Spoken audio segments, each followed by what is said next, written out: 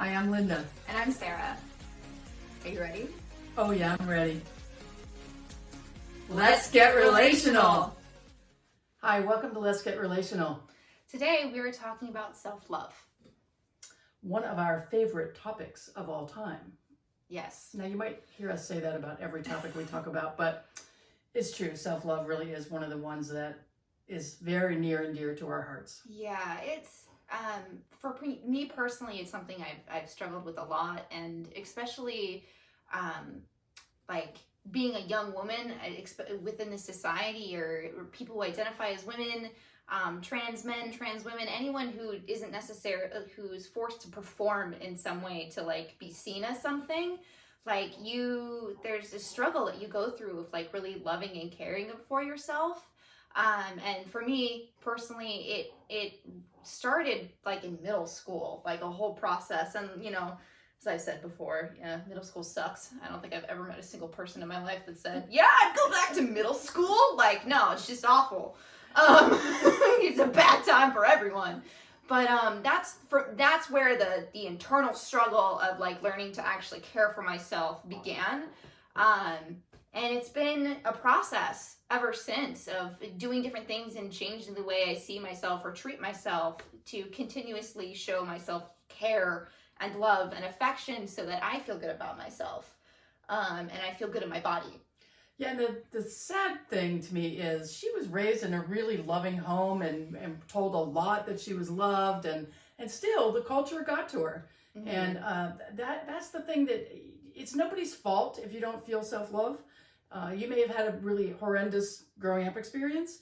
You may have had just a slightly bad growing up experience and still not feel really strongly about being loved, and not love yourself very much at all. So one of the things that we look at is knowing your worth, mm-hmm. and the fact that that's a lifelong process. Oh, yeah. Yeah, like it will change over time, or how you have to shift your view of your worth will change over time, because there could be a relationship that happens where your worth plummets because it maybe wasn't necessarily a 100% reciprocal healthy relationship. Maybe there's some toxic traits going on that damage your self-worth or damage your self-image. And so that can happen multiple times throughout your life. No one is perfect. Shit happens, and things can upset you, things can hurt you, and you have to work through that. And it's a continual process of figuring out where you need to work through that so you can fully and completely love yourself. Yeah, I had some challenging experiences growing up, which I've shared before and will continue to share.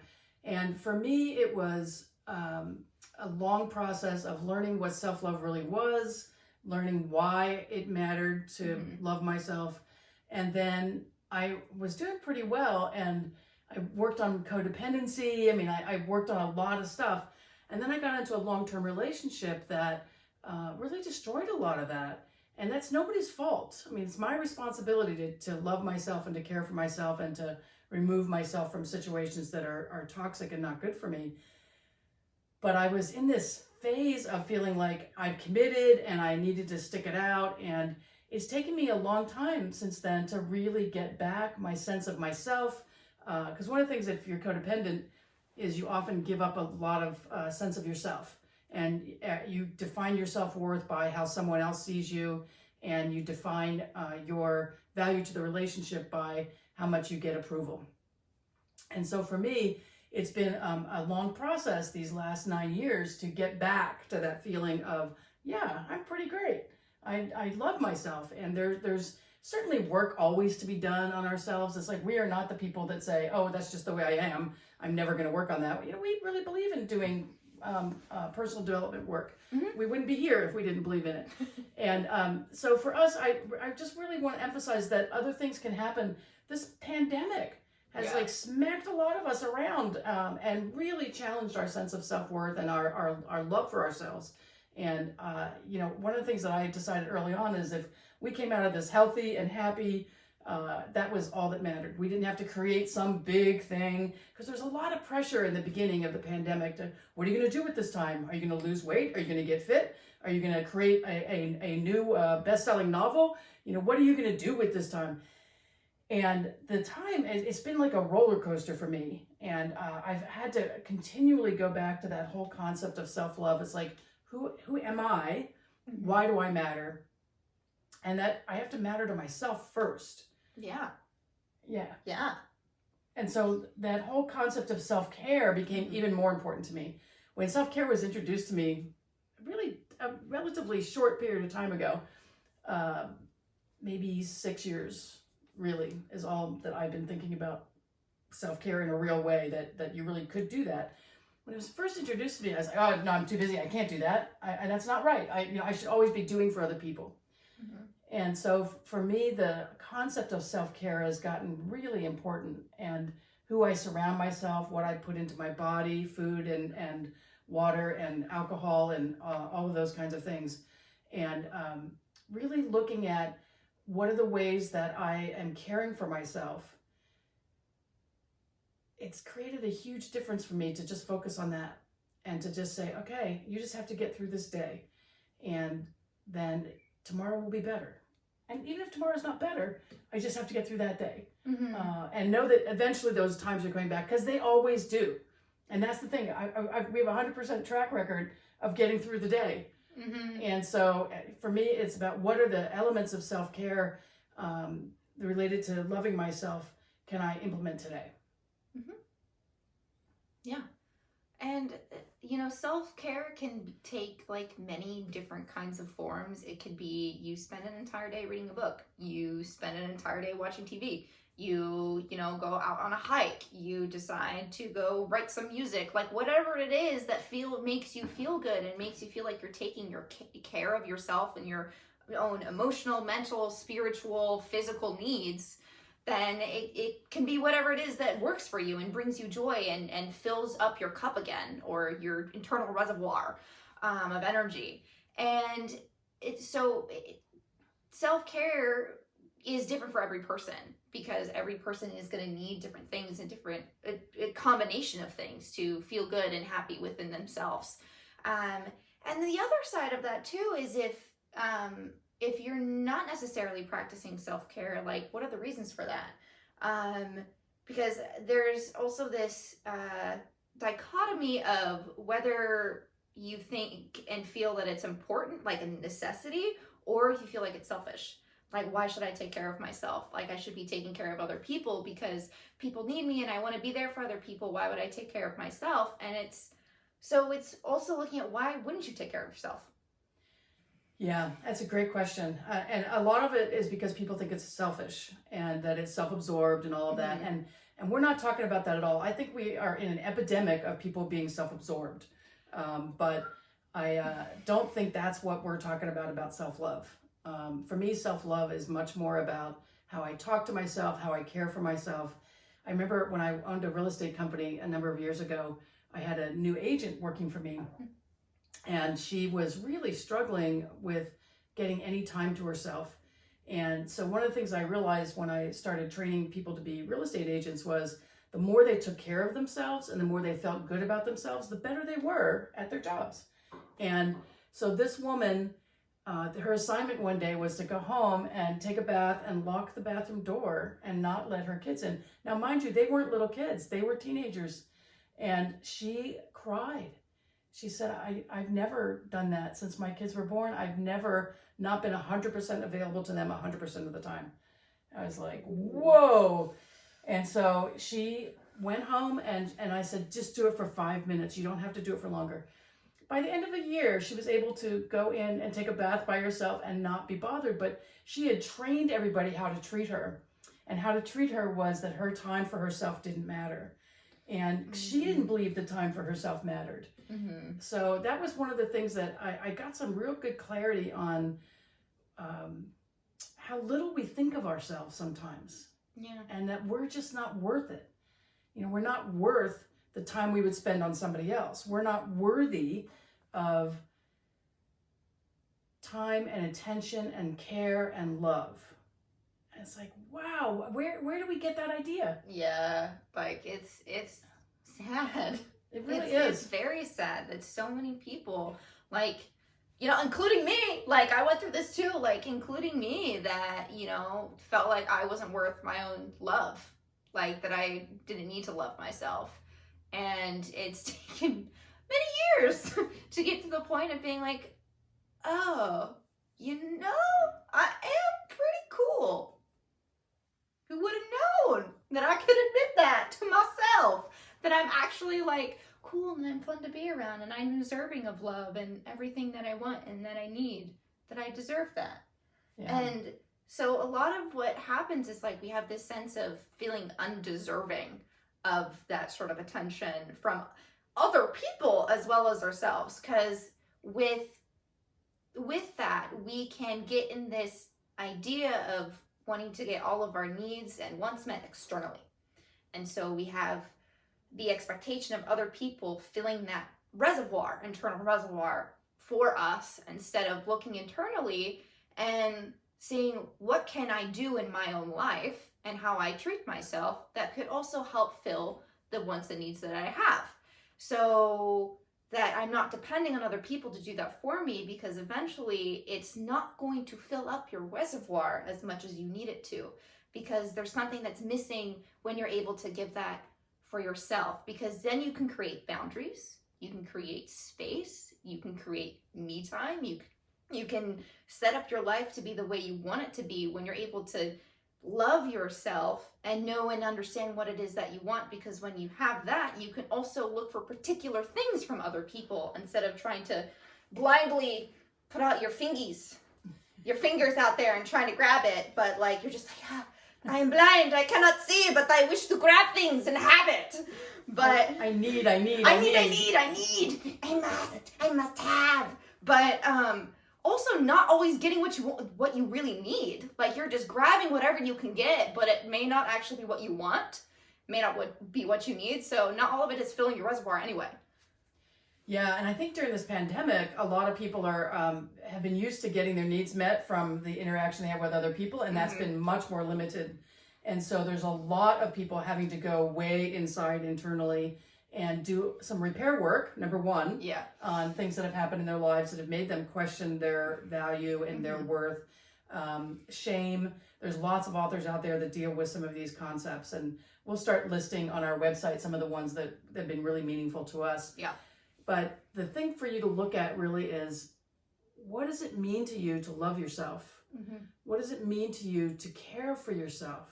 When you think about how you care for other people in your life, how you love other people in your life, what would your life look like if you applied that same amount of love and care and attention that you give other people to yourself? What would that be like? I really want you to take a second and take that in and if you're used to getting massage and you're not getting massage, but you touch yourself, you spend a little bit more time with lotion on your body.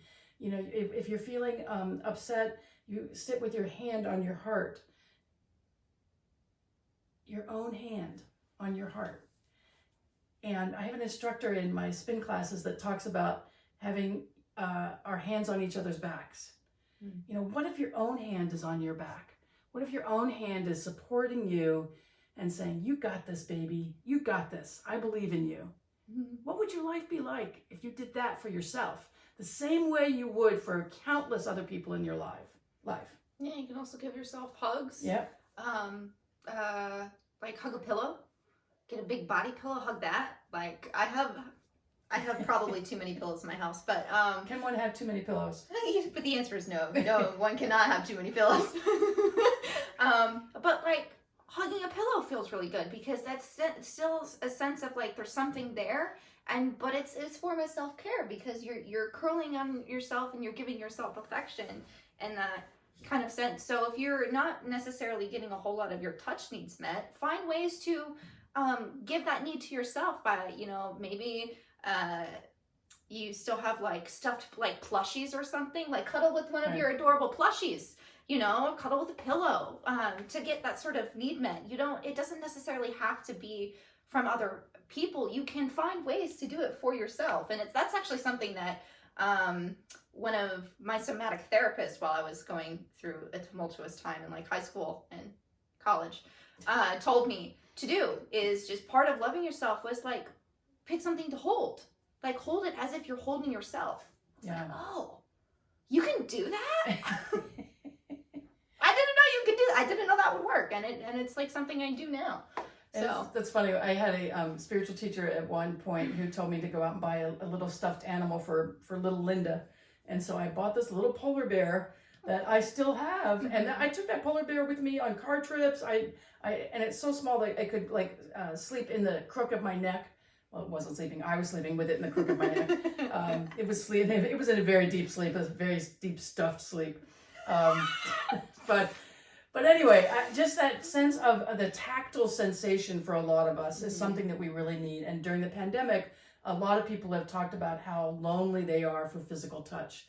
And so it sounds weird, but touching yourself makes a difference. I'm not sure our body knows the difference in a lot of ways between us touching ourselves or somebody else touching us.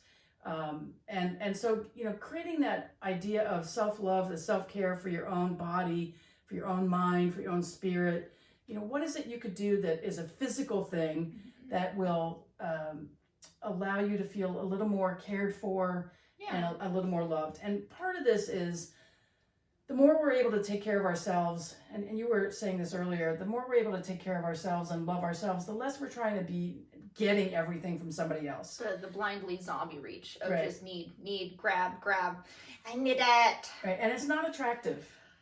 No. Yeah. No. I was having this conversation with some friends recently that I was traveling and I was out at restaurants and things, and sometimes when I'm traveling alone, I'll eat at the bar, because at least you have the bartender to talk to. And so I was having this experience where often men were picking me up and wanting to go on a date or something, and I'm like, wait, don't I look like a lesbian anymore? Like, what's up with that? And so my friend said, Linda, you are interesting, you're interested, and you don't want anything. I was like, oh, I never thought of it that way. I wasn't trying to flirt with them. I wasn't trying to get a date. I was interested in who they were as people. And it's so refreshing for people to have people who are interested in them. So get interested in yourself. Get really curious about yourself. It's like, ooh, would I want to date me? Would I want to go on a hike with me? Would I want to have a long-term relationship with me? And if the answer to any of those is no, take a look in the mirror and decide what it is that you need to do to make yourself more interesting and interested in other people. I would say for 9.9 out of 10 of us, it's going to be about loving ourselves better and about talking to ourselves better. And that leads us to our other point that we really want to talk about. Talking to self-talk, to how you speak to yourself is so important, because how you talk to yourself is also going to reflect how you treat yourself. So if you don't talk to yourself very kindly, gently, or compassionately, you're very unlikely to be treating yourself kindly, compassionately, or gently. And if you're treating other people better than you're treating yourself, that also sets a message to other people that you don't really care how you're treated. That your bar for how you're treated is very low, so they can get away with a lot of stuff that isn't good. And people who are looking to take advantage of that will notice that. Good humans, people who aren't looking to take advantage of that, will not. And they may be accidental in how they do things. But it sets you up for, in some cases, putting yourself in a position where someone can treat you very badly because they see that you are not treating yourself very well in the first place, so they could get away with it. And they can get away with being uncommunicative or not treating you very nicely and not being very kind or compassionate or gentle with yourself because you haven't set that as a boundary. If you set it as a boundary where first and foremost you treat yourself with kindness and compassion and gentleness and tenderness and care, someone else is not going to get away with treating you less than that. And that's so important because you don't deserve to be treated less than that. You don't deserve to be treated without kindness, without compassion, without gentleness, without care. You don't deserve to be treated with anything less than that. I want you to really hear that and take that into your soul, your spirit, whatever you believe in, and feel that in your body. You don't deserve to be treated with anything less than kindness, compassion, love, and care. That's what you deserve as a human being. Just as a human being, you deserve that. So treat yourself with that level of kindness and compassion and care, because that's what you deserve. So treat yourself with what you deserve. Yeah. How you speak to yourself, like you say things like, if you make a mistake or you drop something, you stupid idiot. What does that say to your inner core being, your little kid inside of you? How's that feel? It doesn't make any sense that we treat each other this way. And the other thing I wanted to talk about while we're on this topic is self-deprecation. And to me, self-deprecation is just another form of narcissism. It's look at me, look at me, look at me, how terrible I am. I'm never going to be as good as you. I am not worthy. It is so unattractive. And it's so self-absorbed. Oh, yeah. It's so self-absorbed. And we've known a number of people who are this, oh, I'm not worthy. I wish I could have this, but I'm not worthy. It's so unattractive and it's boring, honestly. I want you to look at how you speak to yourself and how you carry yourself, and think about what Sarah said, that people will treat you the way you treat yourself. Yeah.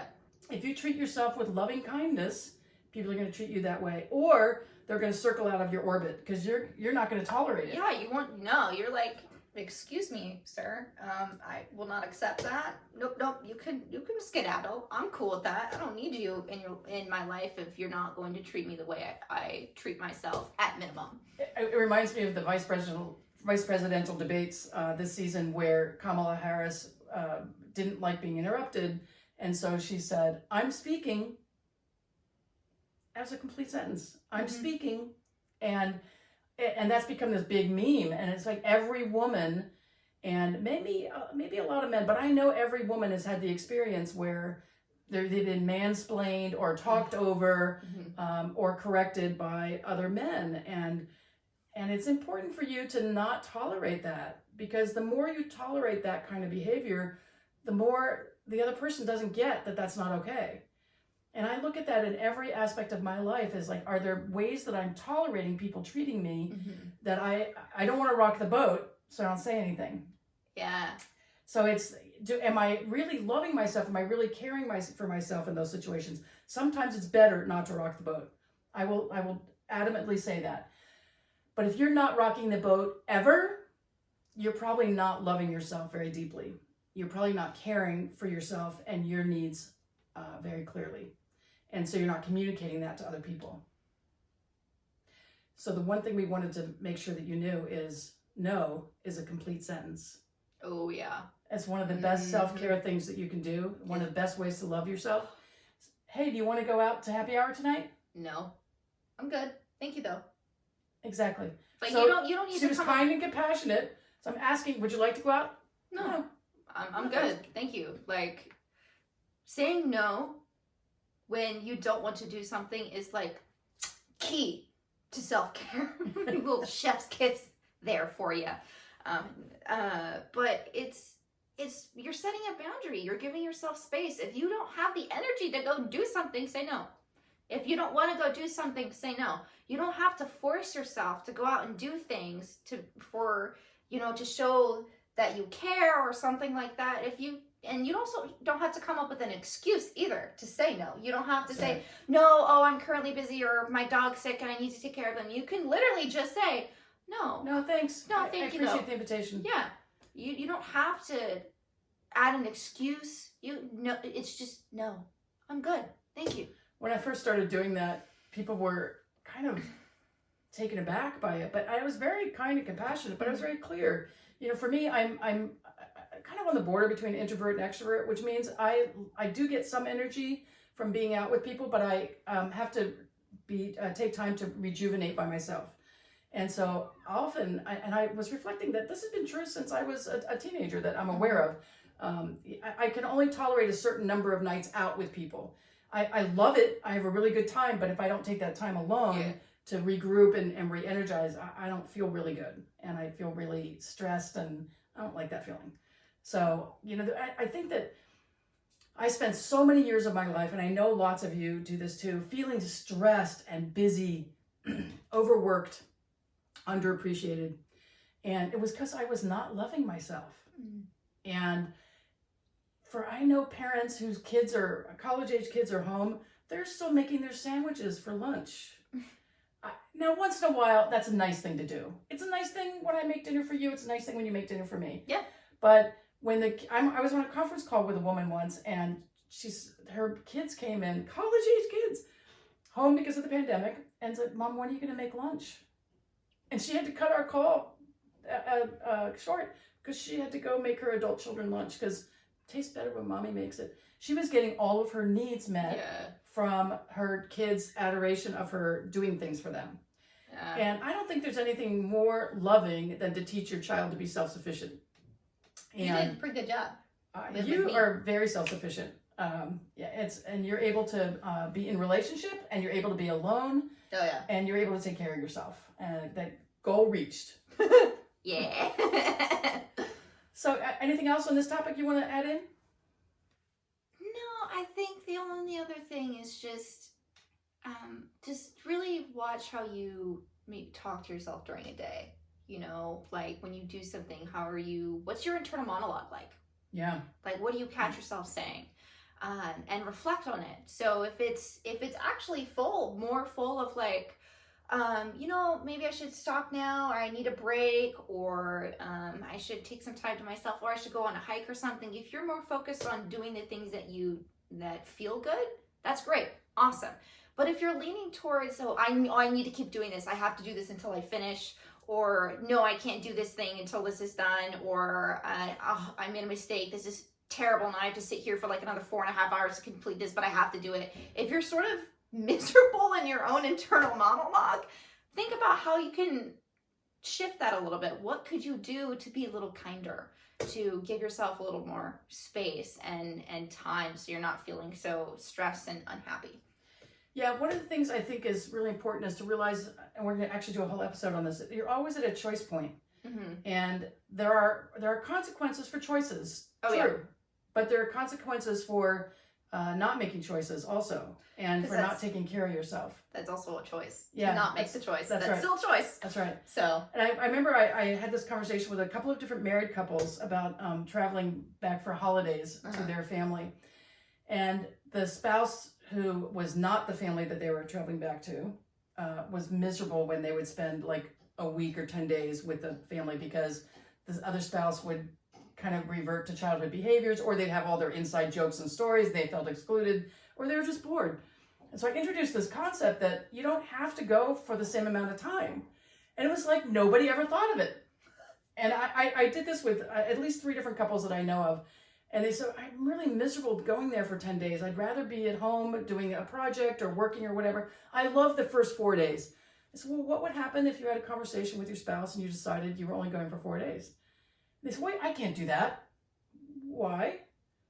If that's the most loving thing towards yourself, why not talk about that? Your spouse might be relieved to have time without you with their family, and to like just be who they are without worrying about your feelings. And so in every single case, they did it, and they were so happy, but they had no idea they could give themselves permission to do it. Mm-hmm. So that's why I'm going to wrap it up with, give yourself permission to love yourself. Give yourself permission to talk kindly to yourself. Mm-hmm. Give yourself permission to take care of yourself, to care for yourself in the way that you would like someone else to care for you. Mm-hmm. What if you cared for yourself that way? Yeah. What if you took yourself out for a nice dinner?